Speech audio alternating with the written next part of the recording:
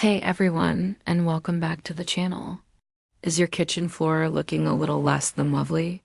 Don't worry, I've got a super simple method to bring back that beautiful shine and freshness. First things first, grab your broom or vacuum and give the floor a good sweep.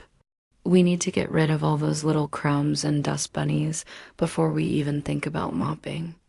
Next, fill a bucket with warm water and add a splash of your favorite mild floor cleaner. Now, here's a key tip.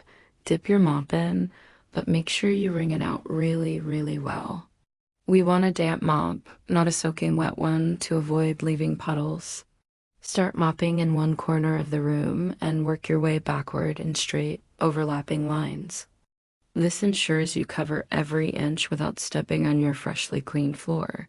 Once you're done, just let it air dry.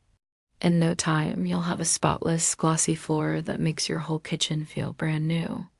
If you found this tip helpful, please give this video a thumbs up and subscribe for more easy home hacks. Thanks for watching.